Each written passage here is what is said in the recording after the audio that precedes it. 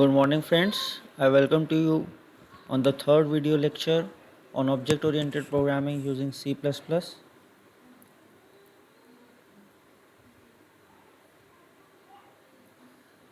So, the contents for today will be functions and its benefit, macros and its types, and inline functions. So, what are functions? Functions are a group of sequence of statements with a name within the curly braces. They also have return type and also call other functions. Creation of nested functions is not allowed in C++. So what are benefits of functions? It is ORTEA: organization, reusability, testing, extensibility and abstraction. Organization: as program grows in complexity, having all code inside main functions becomes increasingly complicated. A function is almost like a small program that can write that we can write separately from the main program. This allows us to reduce it into manageable chunks, which reduces overall complexity of the program. Reusability: once written, it can be called multiple times, thereby reducing the duplicacy of the code. Testing: because functions reduce code redundancy, it becomes easier to find bugs and test the code. Extensibility: when we need to change or extend our program to handle something which is earlier didn't handled, functions allow us to change the program at one place and have its effect whenever the function is called. Abstraction: in order to use a function, we only need to know input, output, its name and where it resides. We need not know how it is implemented. This ways it provides abstraction. Refactoring. Refactoring is dividing a complex function or a complicated function which has grown more than few lines, which has grown in the size it is difficult to manage, dividing it into smaller manageable chunks of code, that is subfunctions. Forward declaration. Forward declaration allows us to tell the compiler about the existence of an identifier before actually defining the identifier.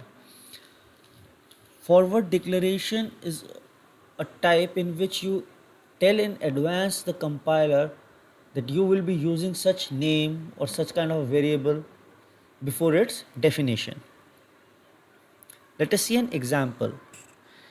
We have a class, we have two files in our project, add.cpp and main.cpp.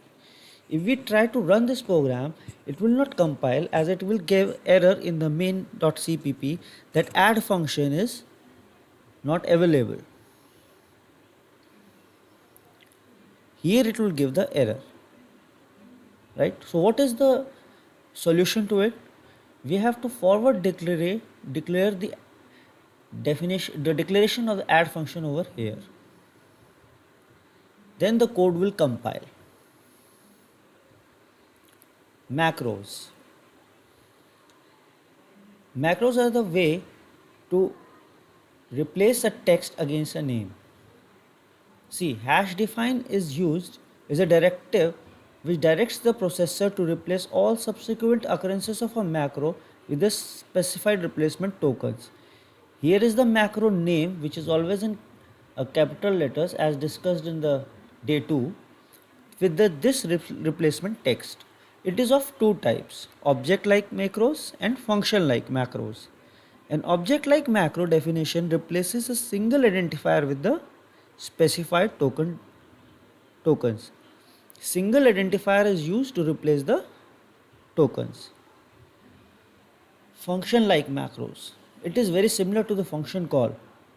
Declares the function name, formal parameters within parenthesis separated by commas. An empty formal parameter list is also legal. Such a macro can be used to simulate a function call that takes no argument. Let us see conditional compilation. Hash if def. If the macro is defined, it the task which is written in between these lines will be executed.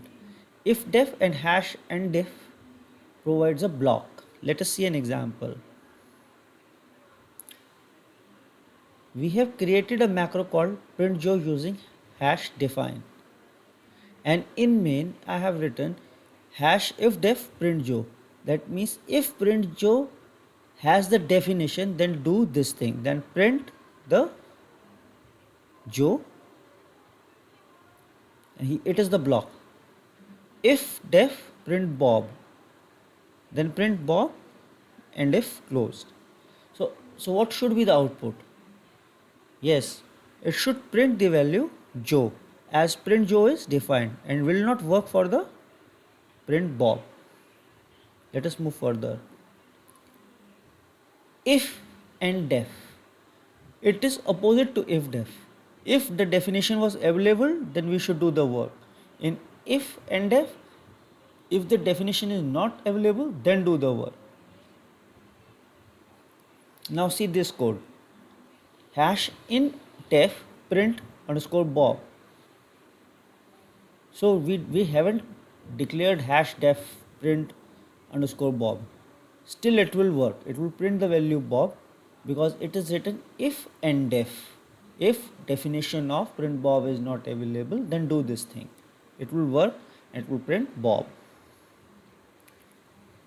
There is one more conditional compilation method, if 0. See, in main we have printed jo and we have written if 0 do these two tasks and end if. If in the code this is written, then this code won't compile and the output will not be there. So the output of this whole code will be just cho. It is like creating the comments part, block comments. Include guards. They are used to guarantee that the header files are included only once in the program. See, for the sake of example, I have a file called square.h which has a function int get square sides which returns a value. I have another file geometry.h which includes head square.h, and I have main.cpp which includes square.h and geometry.h. So what should be the compilation? What should be the compiled program? Let us see. From square.h, the int get square sides content will come, and from geometry.h, which has written that it should include square.h, again this content will come to the main file after compilation. Now problem is we are having two definitions of get square sides, so there will be a problem. So what is the solution to it? It is using conditional compilation. I have changed the square.h and I have written hash in f if and def. That means if we don't have the definition of square h, define square h. Here it is defined and the endf closes. In geometry.h, it is written if and def geometry.h hash define. If the geometry.h is not available, define it and include square.h. Now in main the code is same. So let us see what is the effect of the conditional compilation on the problem. This part is included because of square.h which has been written in the main.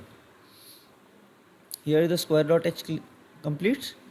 Now as soon as the geometry.h comes and the first statement of geometry.h executes, which says that include square.h, and in square dot h it is already written if and if this is not available, do this thing, but it is available already in the main as it was included by the square dot h. Hence this part of geometry dot h will be excluded. Hence now the code will compile properly. Let us see what are inline functions. Inline functions are functions whose call is replaced by its definition whenever the function call is there. It is an instruction to the compiler to expand the or define the put the definition where the call has been done. There's some pros and cons over it. It speeds up the program by avoiding function calling overhead. Overheads like values of moving pointers, values of registers, stacks. Yes, cons are it increases the executable size due to the code expansion. There are two ways to create the inline functions. First is we can declare the inline function within a class by writing the inline keyword in front of the function declaration. And second way is by creating a function outside the class and again writing the inline function. So inline keyword is used to create the inline functions before the declaration of the function. That's all for today. Thank you. Yes, do subscribe to the channel, post comments and suggestions.